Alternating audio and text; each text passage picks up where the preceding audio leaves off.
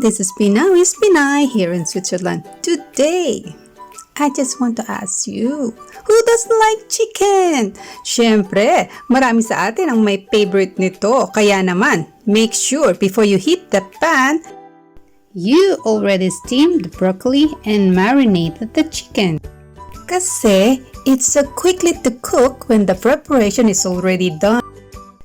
Tips ni Pina Wiss, remember? I put the pan at the same time I turn on the heat. Kasi para tipid sa kuryente. No worries, mag-iinit din yan. At the same time, ilagay ko na rin ang butter, oil, garlic, at ang cloves. At tinimplahan ko na rin ng salts and pepper. So keep on watching! Just think of it. Did you amaze how the butter is melting? Parang si Crush lang yan. Pag nakita mo siya, nagme-melt ka, di ba? Uy, hugot na naman! While you can see the butter slowly melting, we only need to saute continuously until all the mixture mixed together.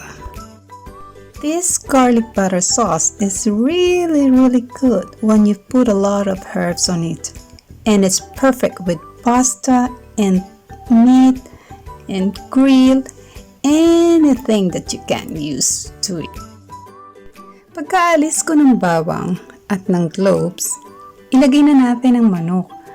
But make sure you already strain the chicken with the marinated sauce para pag nilagay natin siya sa butter, hindi siya tumatalsik. I'm not a cook. I even not an expert. But we can learn anything, and it's not so hard. With your willingness to learn, you can slowly make it perfect. I'm not an expert, but I'm willing to share to all of you the way I simply cook. It's all down below in my description. You're welcome. Please keep on watching.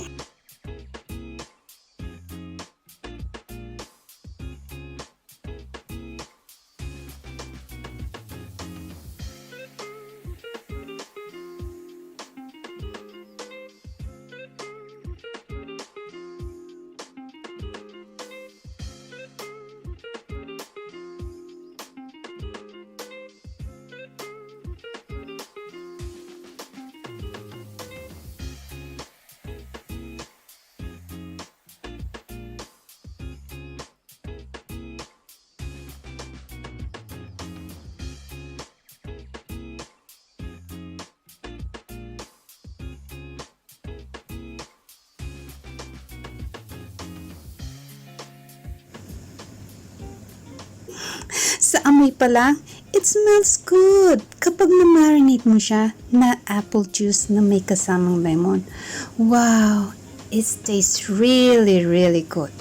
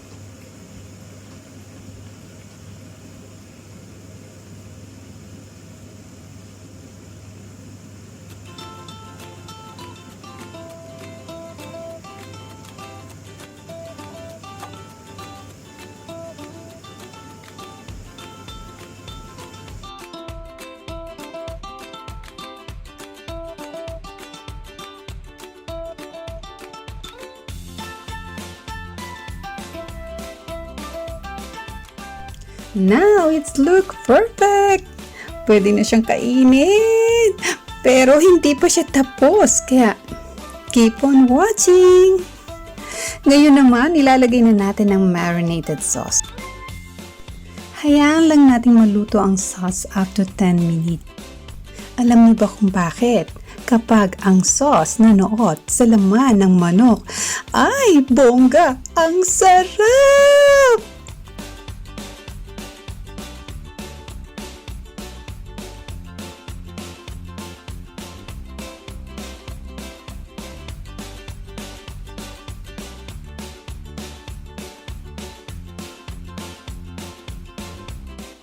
Oh, you can see the meat of the chicken is already peeled off. It means lutong-luto na siya. Kaya lang, hindi pa siya tapos. I know what you feel. Kaya naman, keep on watching.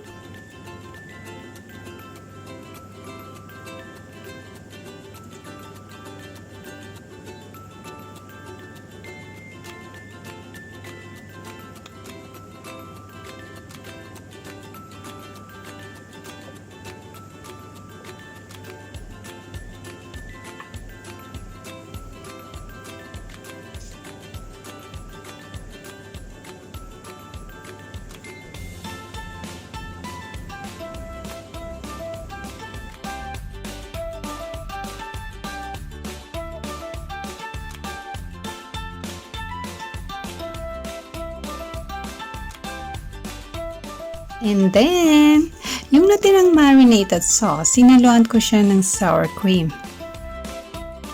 And just let it cook 5 minutes for both sides.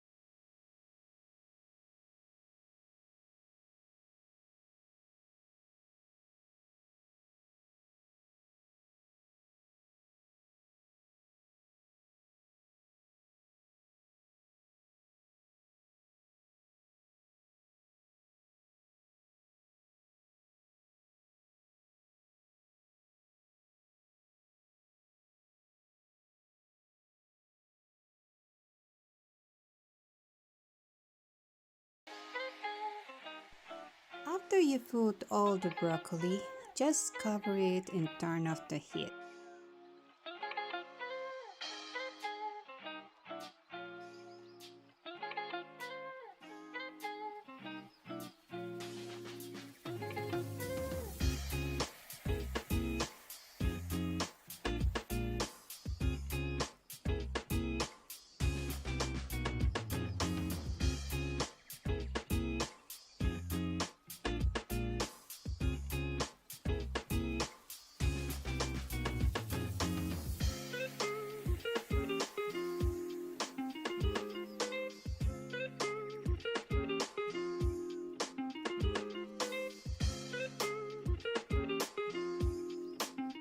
I already steamed the broccoli for 3 minutes. The heat from the stove after turning off, it can help the broccoli more tender, loving. Loving? Humugot pa ako neto. Gutom lang yan. Ay, nakakagutom naman kasi talaga. Basta. Forget about the diet and keep on watching.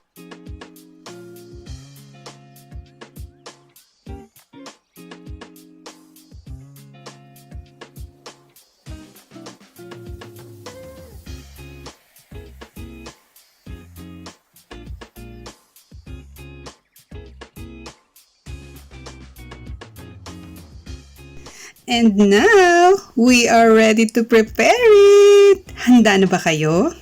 Wait! So, what are you waiting for? Tara, let's eat!